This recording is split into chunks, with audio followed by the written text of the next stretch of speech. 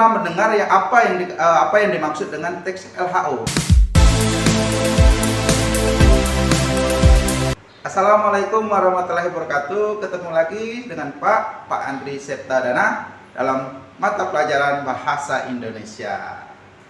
Kali ini anak-anak akan mempelajari teks LHO, ya. Tentu anak-anak pernah mendengar ya apa yang dimaksud dengan teks LHO, karena ini pernah kalian pelajari di waktu SMP. Kemudian di SMK ini kalian akan mempelajari teks LHO lebih mendalam lagi, ya. Kali ini di dalam video kali ini kita akan mempelajari teks LHO dengan kompetisi dasarnya itu adalah 3.1 dan 4.1. Yang pertama itu 3.1 yaitu mengidentifikasi teks laporan hasil observasi yang dipresentasikan dengan lisan dan tulis. Kemudian untuk yang keterampilannya menginterpretasi isi teks laporan hasil observasi berdasarkan interpretasi baik secara lisan maupun tulis. Adapun indikator yang akan dicapai oleh peserta didik di dalam kompetisi pelajaran ini, yang pertama, peserta didik diharapkan dapat menentukan isi pokok hal-hal yang dilaporkan dan ciri-ciri dalam teks laporan hasil observasi. Yang kedua, menafsirkan teks laporan hasil observasi berdasarkan struktur, ciri kebahasan, dan isi teks laporan observasi. Dan untuk keterampilannya 4.1 yaitu peserta didik diharapkan dapat mempresentasikan menanggapi teks laporan hasil observasi. Itu adalah kompetisi dasar yang harus dicapai oleh anak-anak di mata pelajaran kali ini. Oke? Baik. Untuk pelajaran hari ini kita akan mempelajari laporan hasil observasi. Yang pertama yang akan kita pelajari itu isi laporan hasil observasi. Yang kedua adalah struktur laporan hasil observasi. Isi laporan hasil observasi yaitu terdiri dari dua materi. Yang pertama, ciri-ciri laporan hasil observasi. Yang kedua, fungsi laporan hasil observasi. Kemudian untuk struktur laporan hasil observasi materi. Yang pertama, bagian-bagian laporan hasil observasi. Kemudian yang kedua, gagasan-gagasan pokok untuk ringkasan LHO. Ya, itu materi yang akan kita bahas. Baik, untuk yang pertama, Pak, kalian pernah tidak mendengar apa itu observasi? Tepat sekali, bahwa observasi itu adalah mengamati. Ya, mengamati apa? Ya bisa saja mengamati objek, mengamati benda, atau mengamati satu tempat wisata, dan bisa mengamati yang lain-lain sebagainya yang bisa diobservasi, ya. Jadi, observasi itu adalah teks laporan observasi, teks yang memuat penjabaran umum atau melaporkan sesuatu berupa hasil dari pengamatan. Ya, pengamatan itu atau bisa dikatakan pengamatan itu adalah observasi. Teks laporan hasil observasi menjadi narasi yang menggambarkan hasil dari observasi secara sistematis, faktual, objektif. Oleh karena itu, teks laporan hasil observasi akan menguraikan hal-hal deskriptif mengenai sifat dan bentuk dari objek yang diobservasi. Bagaimana? Sudah paham belum apa yang dikatakan dengan observasi? Oke, Pak harapkan kalian bisa memahaminya apa yang dimaksud dengan observasi. Sesuai dengan kompetisi dasar kita tadi, materi untuk pertemuan pertama ini kita akan mempelajari. Yang pertama tadi adalah ciri-ciri teks laporan observasi. Yang kedua itu adalah fungsi dari laporan hasil observasi.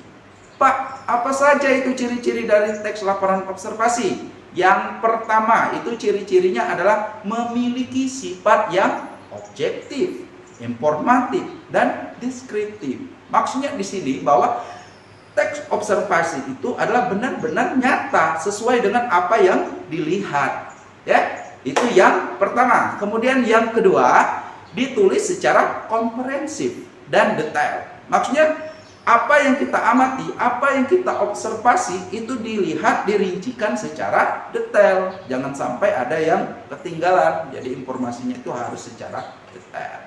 Yang ketiga, objek yang diobservasi adalah tunggal atau satu. Ya, Pak, apa itu tunggal atau satu yang diamati? Maksudnya di sini, misal kita mengamati suatu bunga. Jadi yang kita bahas ya bunga. Apa itu bunga? Apa itu jenis-jenis bunga? Apa manfaat bunga tersebut? Kita tidak membahas tentang misalnya tanaman yang lain. Itu dikatakan dengan tunggal. Kemudian yang keempat, yaitu teks laporan hasil observasi tidak mengandung dugaan negatif atau menyimpang.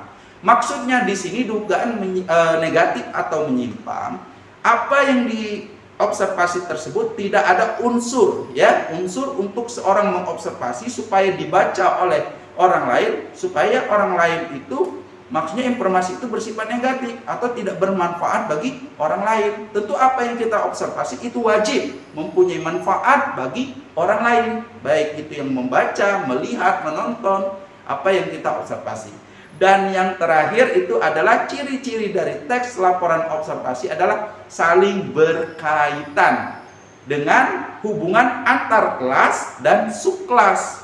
Pak, maksudnya kelas dan subkelas itu yang bagaimana? Maksudnya yang pertama tadi Pak kasih contoh itu bunga. Misal yang pertama itu membahas tentang bunga, itu kemudian yang kedua itu misalnya yang dibahas paragraf kedua itu adalah jenis-jenis bunga. Paragraf ketiga dia membahas jenis-jenis bunga, misalnya bunga mawar. Paragraf ketiga dia membahas tentang bunga mawar. Kemudian bunga mawar itu manfaatnya apa? Seperti itu.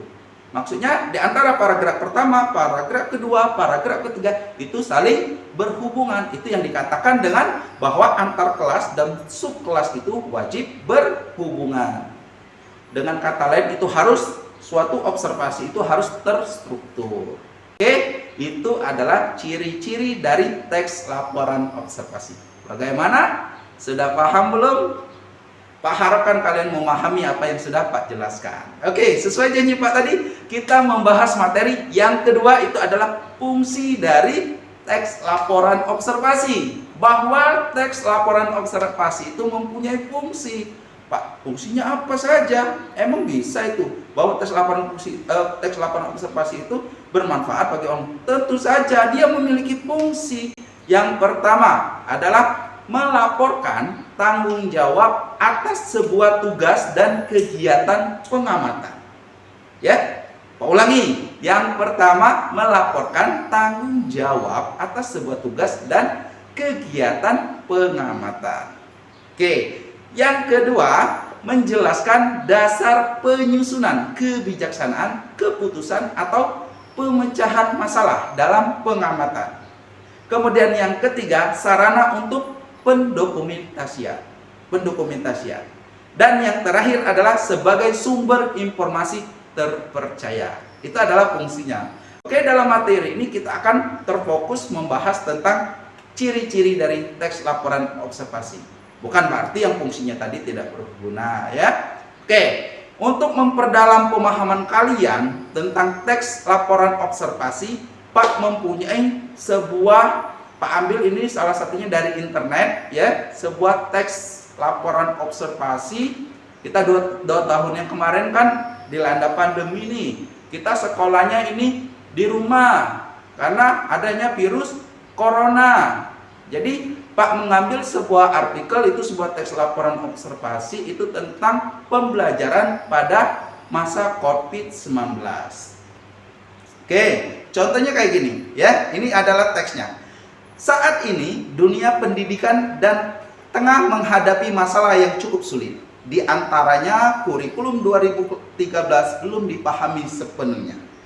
Tambahan lagi konsep Menteri Pendidikan yang baru, Nadiem Makarim, tentang Indonesia Merdeka Belajar. Kemudian muncul lagi kurikulum penyederhanaan dalam kondisi darurat. Hal ini juga membuat para guru makin gamang tentang pembelajaran yang akan diberikan kepada peserta didik.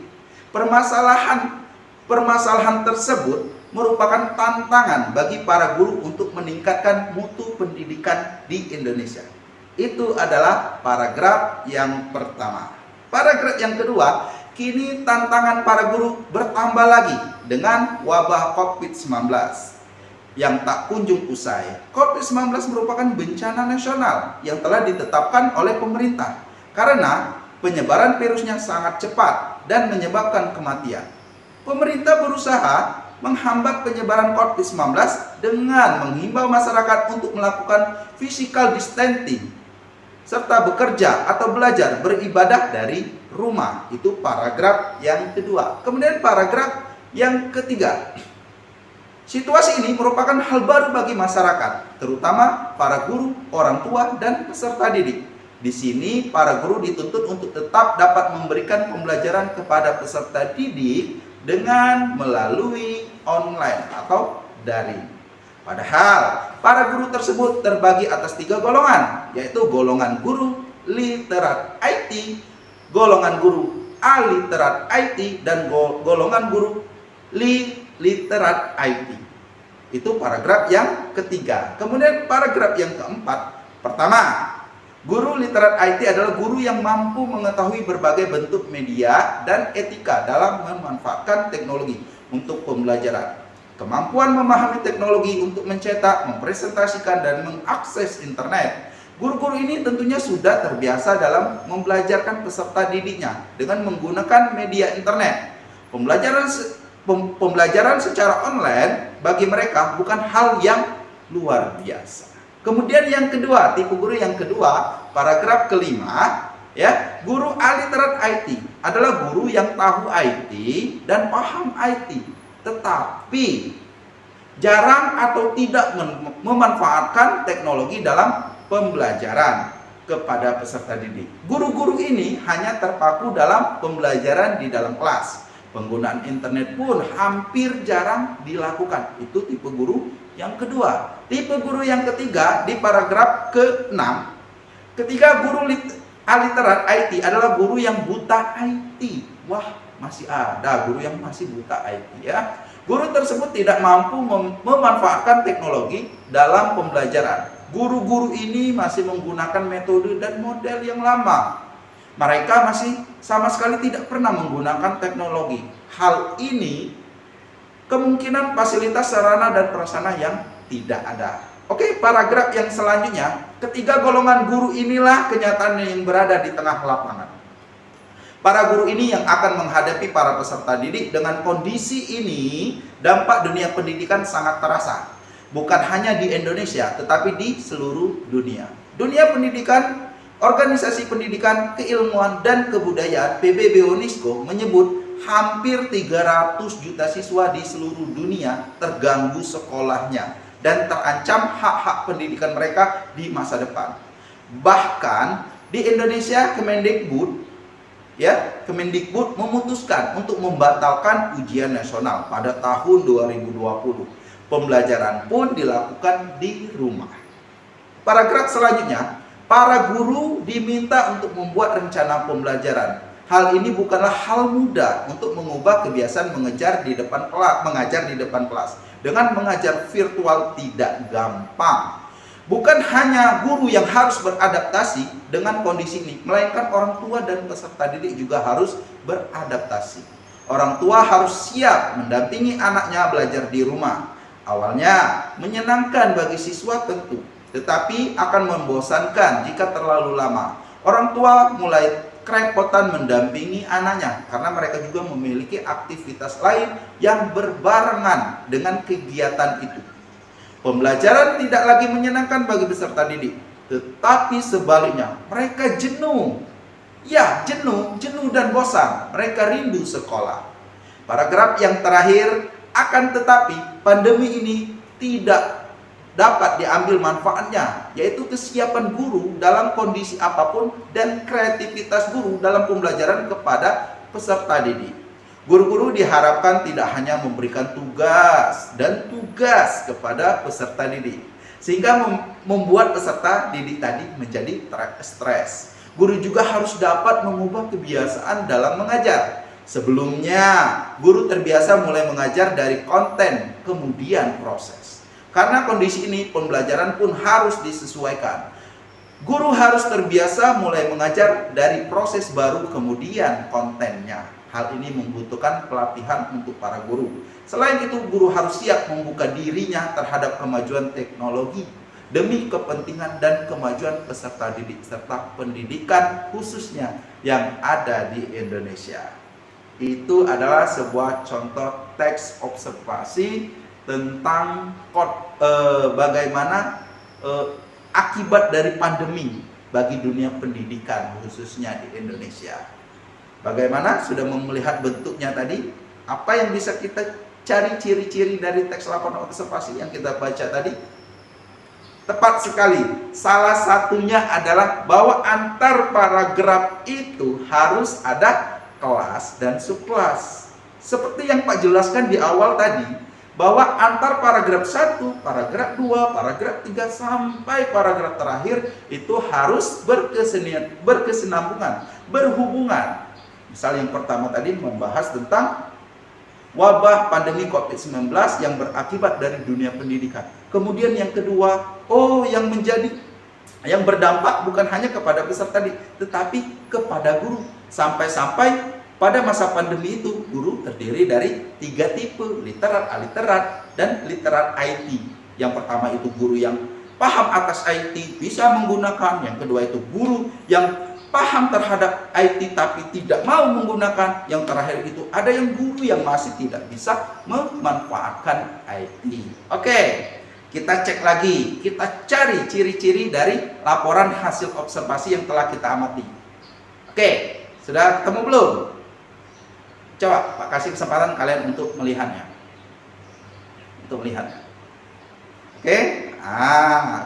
Di sana tadi Pak mengatakan bahwa ciri-ciri dari teks laporan observasi itu salah satunya itu ada objektif, sesuai dengan fakta.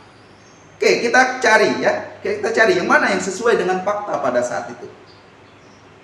Tepat sekali bahwa ada kata atau kalimat yang mengatakan bahwa COVID-19 merupakan bencana nasional yang telah ditetapkan oleh pemerintah. Betul kan? Pada saat itu ya sesuai dengan faktanya bahwa COVID-19 itu merupakan bencana nasional. Kita belajar dari rumah, semuanya ditutup, mal ditutup, tempat-tempat kegiatan umum ditutup. Betul, sesuai dengan fakta. Oke, kita cari lagi fakta yang kedua. Ada tidak? Ketemu belum? Tepat sekali bahwa yang kedua itu contoh faktanya adalah pemerintah berusaha menghambat penyebaran COVID-19 ini dengan mengimbau masyarakat untuk melakukan physical distancing serta bekerja, belajar, beribadah dari rumah. Betul sesuai dengan fakta pada saat itu? Ya sangat betul sekali. Kita sudah merasakan 2 tahun yang lewat. 2 tahun kita rasakan pandemi ini. Oke, yang terakhir Pak kasih kesempatan. Kita cari lagi ciri-cirinya. Yang bagian fakta. Ketemu paragraf keberapa? Benar sekali ya. Ada di paragraf kedua atau ketiga itu ya. Bahwa para guru terbagi atas 3 golongan. Golongan guru literat IT, golongan guru aliterat IT, dan yang terakhir golongan guru iliterat IT. Kalian bisa merasakan kan pada saat itu? Oh, bahwa guru A ini ya konsep belajarnya pada saat pandemi kayak gini. Oh, kalau guru B kayak gini. Oh, kalau guru C begini. Bisa kan kalian membuktikan sesuai dengan fakta. Oke, lanjut. Kita cari lagi ciri-ciri kebahasaannya yang objektif. Ya, kita yang objektif. Kita cari yang bersifat objektif. Oke, kita perhatikan lagi. Oke, Pak hitung sampai 5 detik. 1, 2, 3, 4, 5. Ketemu? Ayo, paragraf berapa? Yang objektif. Tepat sekali bahwa ada yang kedua, yang objektif itu adalah katanya kayak gini. Saat ini dunia pendidikan tengah menghadapi masalah yang cukup sulit. Di antaranya kurikulum yang belum dipahami sepenuhnya oleh guru-guru di sekolah. Hal ini terbukti masih berlakunya kurikulum 2006 untuk pembelajaran di sekolah. Akibatnya guru menggunakan kurikulum 2006 tidak memahami kurikulum 2013. Objektif. Sesuai dengan apa yang ada di teks tadi. Ya, oke, kita cari ciri-ciri yang selanjutnya. Bahwa ciri-cirinya tadi adalah nomor 3 ditulis lengkap dan menyeluruh. Oke, kita cari lagi. Kita lihat lagi teksnya tadi. Ketemu? Tepat sekali. Bahwa yang pertama katanya itu kan diisi teks 8 observasi tadi, kita ketemu bahwa yang pertama, guru literat IT adalah guru yang mampu mengetahui berbagai bentuk media dan etika dalam memanfaatkan teknologi untuk pembelajaran. Kemampuan memahami teknologi untuk mencetak, mempresentasikan, dan mengakses internet. Guru ini tentunya sudah terbiasa dalam pembelajaran peserta didiknya dengan menggunakan media internet. Pembelajaran secara online bagi mereka bukan hal yang luar biasa. Lengkap tidak informasi bahwa guru literat IT tersebut? Lengkap. Oh, yang dikatakan guru literat IT itu kayak gini. Oh, yang dikatakan guru literat IT, oh kayak gini. Lengkap kan? Oke. Yang selanjutnya kita cari ciri-ciri ciri-ciri dari teks observasi itu bersifat kekinian atau yang terbaru. Kita cari, ketemu tidak? Yang mana? Yang dikatakan bahwa teks laporan observasi ciri-cirinya itu bersifat kekinian. Tepat sekali bahwa pembelajaran pada masa COVID-19 merupakan fenomena yang sedang terjadi saat ini. Pada saat itu memang benar-benar sedang terjadi, sudah kita lewati. Ya, memang yang kekinian, yang terbaru. Emang yang selama setahun yang lewat ya kita sudah melewati yang namanya bencana COVID-19. Oke, mungkin itu cukup saja, cukup untuk pemahaman kalian untuk ciri-ciri dari teks laporan observasi. Bagaimana? Sudah paham belum? Masih ada yang belum paham? Pak harapkan semuanya paham ya. Kalau masih ada yang belum paham ya, boleh komen di bawah sini ya. Komen apa yang belum kalian ketahui, kalian tanya. Dan jangan lupa subscribe akun YouTube Pak ini ya. Jangan lupa subscribe akun YouTube Pak ini dan jangan lupa di like. Dan apabila video Pak ini bermanfaat menurut kalian, bisa dimanfaatkan untuk teman-temannya, jangan lupa di share. Oke, untuk pembelajaran pada hari ini Pak cukupkan sampai di sini dulu ya. Pak akhiri apabila ada salah kata, dan kepada Allah Pak mohon ampun. Wassalamualaikum warahmatullahi wabarakatuh. Dadah.